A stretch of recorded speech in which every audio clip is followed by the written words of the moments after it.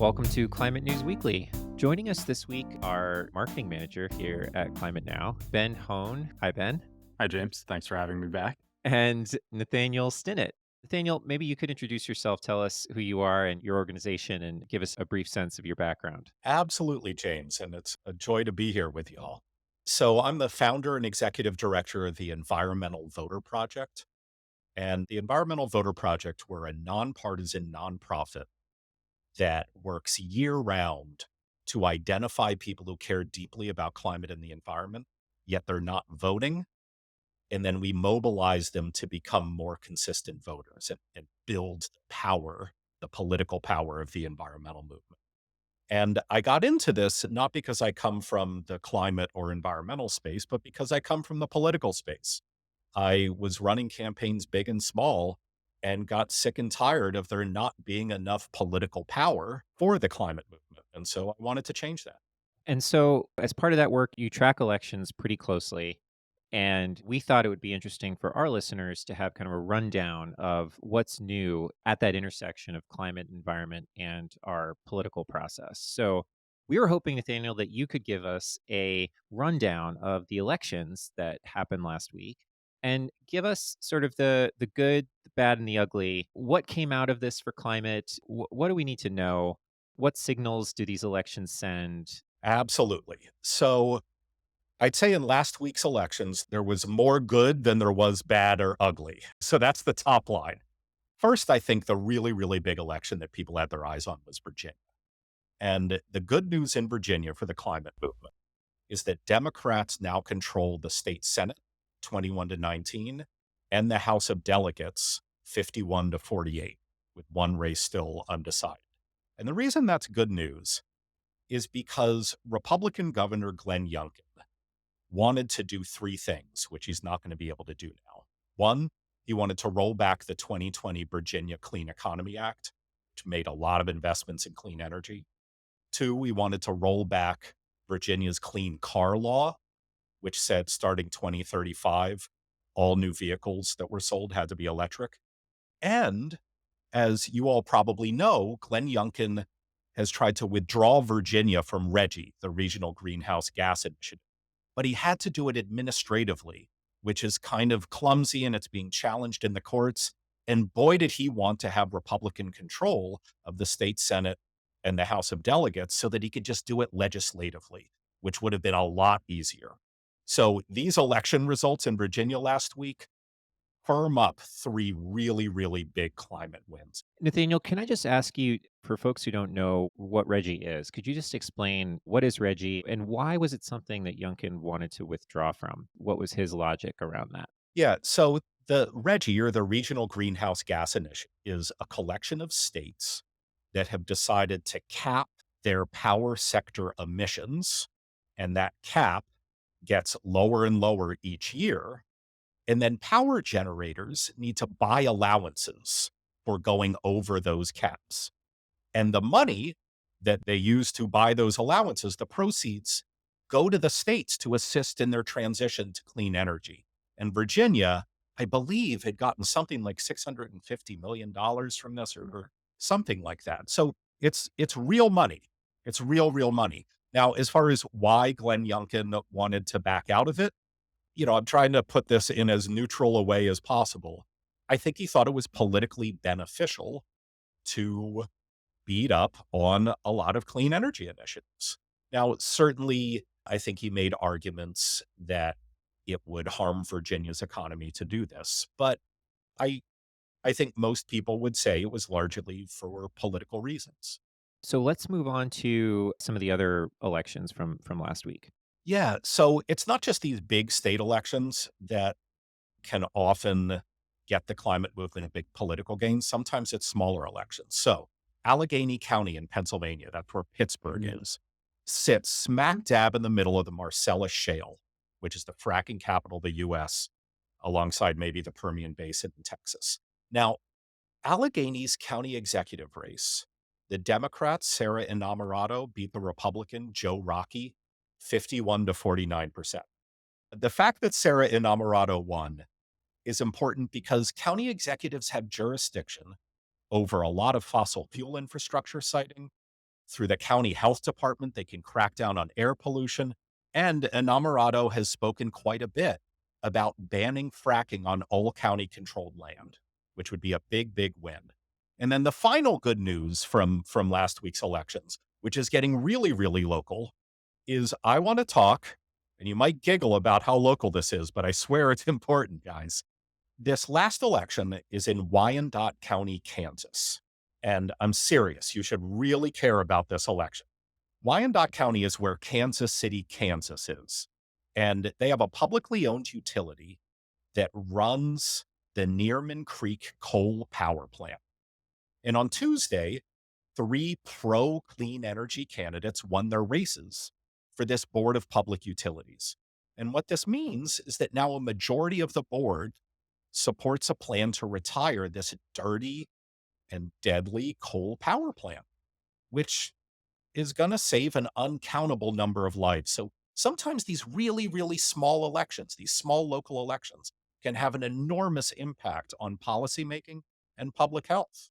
That's the good news from last week. You asked for the good, the bad, and the ugly. Are you ready for the ugly? Yes, we're bracing ourselves. Tell us. All right. All right.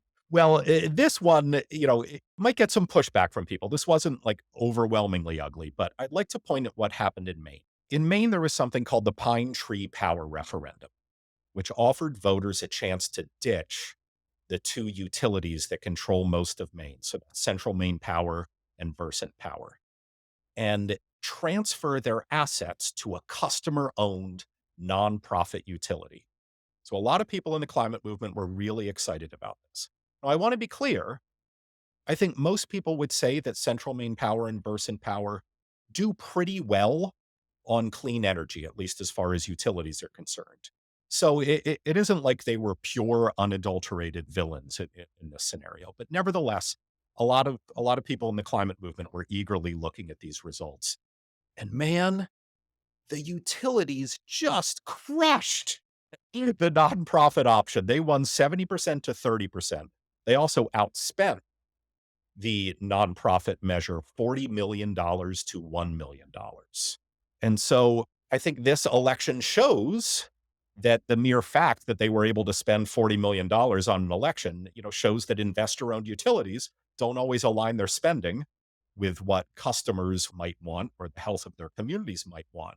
Nathaniel, just to clarify what the concept was that was on the ballot here. So the idea was that if this referendum had passed, the assets that are controlled by these utilities, meaning the power generating assets, would be sold to a nonprofit entity, or what was being decided? Great, great question. So in Maine, actually, power generation is different from transmission and running the grid. In this instance, it would be transmission, running the grid, and just customer service, dealing with shutdowns and things like that. All of those assets, so the grid infrastructure, is owned by Central Maine Power and Versant Power. And yes, they would be sold to a nonprofit entity. So there'd have to be some type of bond mechanism or other financing mechanism that bought these assets. I see. And then it would be run by a nonprofit customer-owned utility. But that measure failed, and failed pretty dramatically, 70% to 30%. Right. So I looked at some Statista polls, and according to Statista, the most important issue for voters in the US in 2023, climate and the environment, actually came in as number 3 behind inflation and healthcare. So I'm kind of interested to hear your perspective, Nathaniel, on what do these results from the 2023 election, what kind of signals are they indicating for the 2024 election, which is obviously going to be very pivotal? Yeah, so the number of Americans who prioritize climate as a top issue is steadily growing. So there's no doubt that that's good news.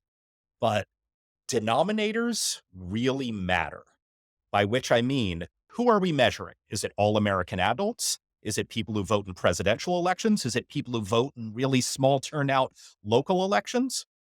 And pretty consistently over the past 10, 15 years, there have been fewer people who care about climate change who vote than there are people who care about climate change in the overall population.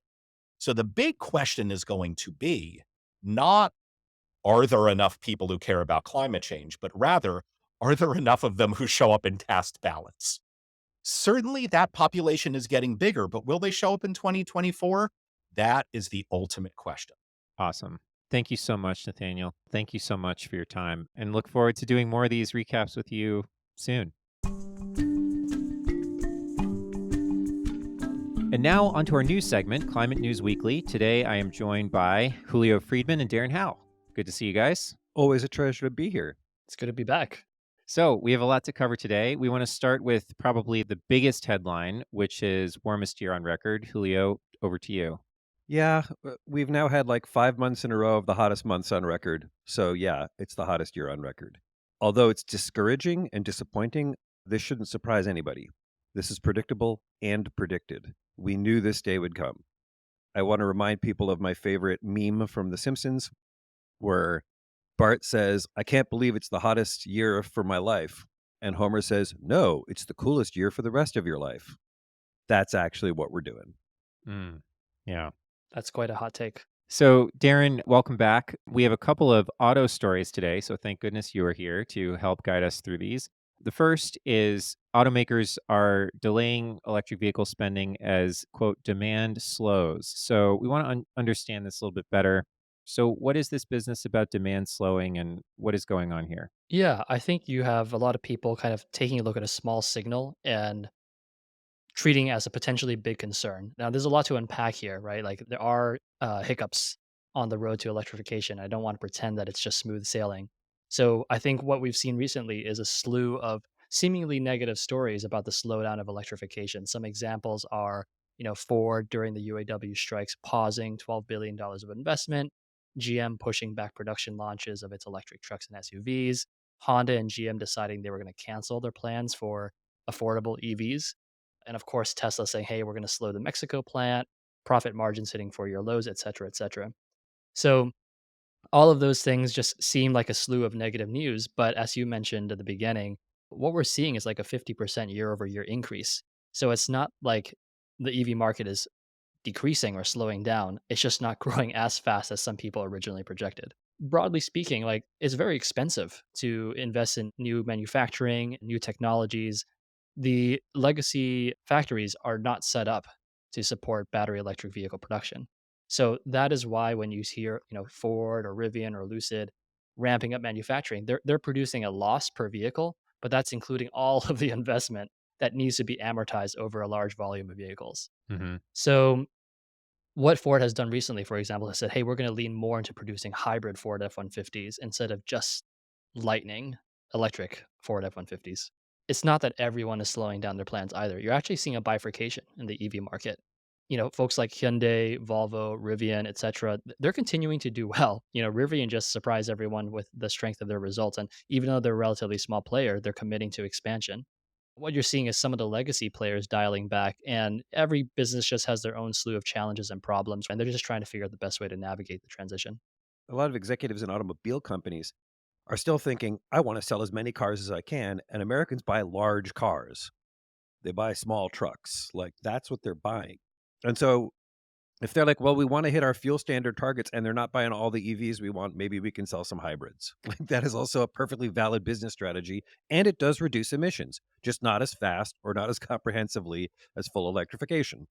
Yeah, I think hybrids are an underrated solution, frankly. And why is that? Yeah, I mean, if you take a look at, the minerals and intensity required to build one battery electric vehicle, you could probably build a half dozen hybrids at that price. And if those hybrids are priced at, say, $25,000 instead of $35,000 for an EV, that may mean that a lower income family that actually probably commutes more is able to offset more of their emissions. We have to look at things in a holistic package as well, right? There are national security issues, economic resilience issues, and we are trying to get more of our manufacturing and supply chain nearshored around the US. And if hybrids could be a nice way to slowly ramp up our capacity rather than, switching wholesale like a light switch. Now, I'm not saying that that's the right approach, but that's something we should consider. Hmm. Yeah. Another transport story, which we wanted to cover this week, California Trucking Association is suing the state of California over its advanced clean fleets rule. Darren, can you give us the key points on this one? Yeah, absolutely. This is also something we've talked about in the past, so it's good to get a refresher on this.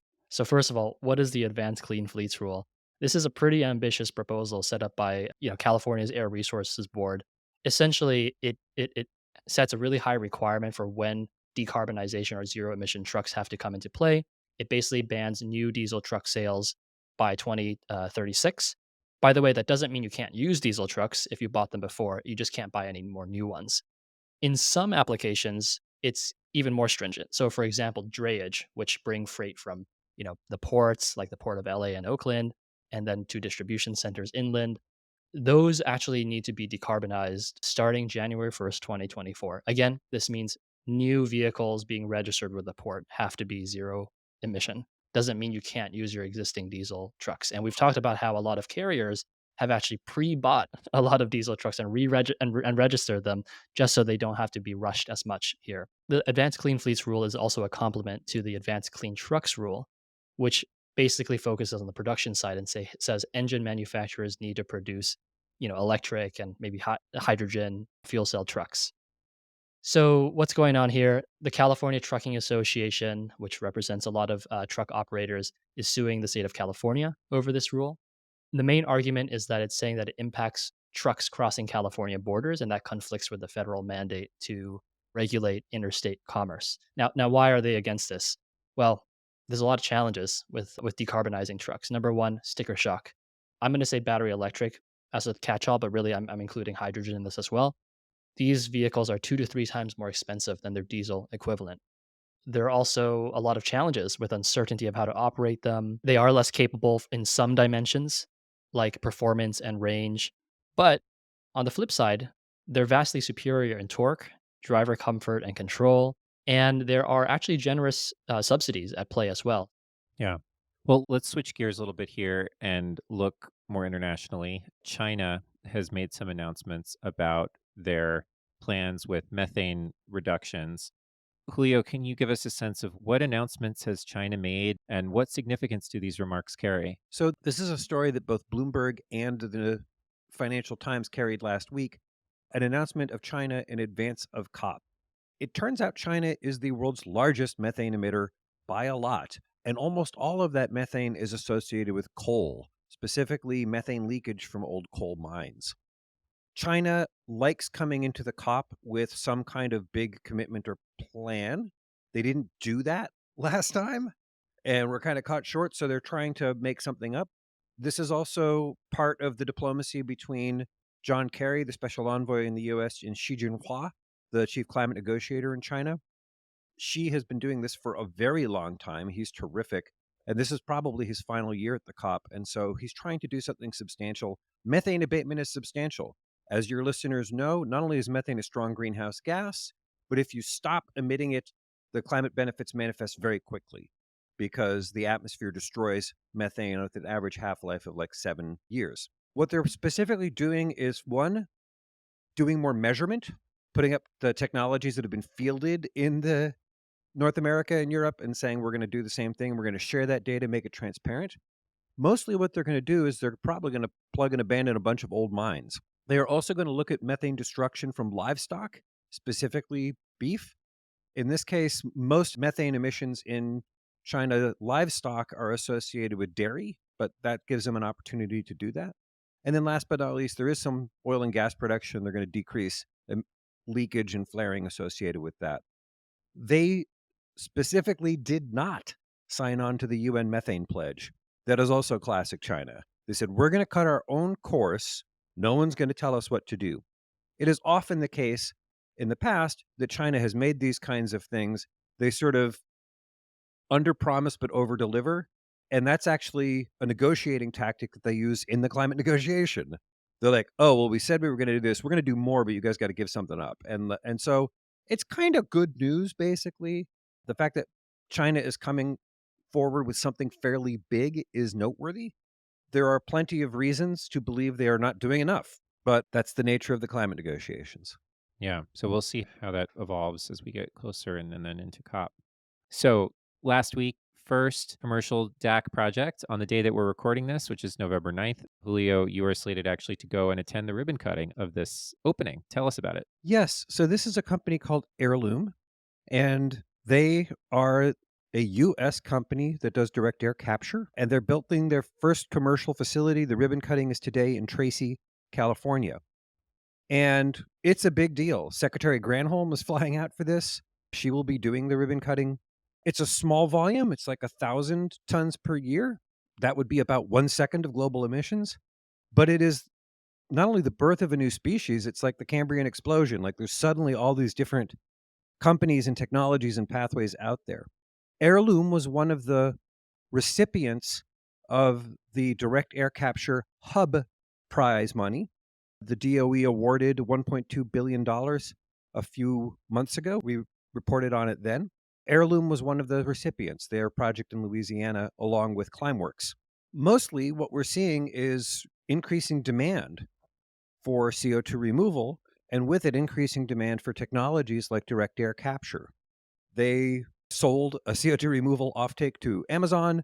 Like all of these things give a sense of the fact that this very, very early industry is beginning to grow and grow rapidly. That's good news because the IPCC says we need it. If you look at the science, we need to do about 1.6 gigatons of CO2 removal by the end of 2030. That's coming up real fast, and we're going to need a whole bunch more facilities and companies like Heirloom doing the job. Well, on that note, I think we'll conclude for this week. Julio and Darren, thank you guys so much. That's it for this week's episode of Climate News Weekly. We hope you'll join us next week. Climate Now is made possible in part by our science partners like the Livermore Lab Foundation. The Livermore Lab Foundation supports climate research and carbon cleanup initiatives at the Lawrence Livermore National Lab, which is a Department of Energy applied science and research facility. More information on the Foundation's climate work can be found at livermorelabfoundation.org.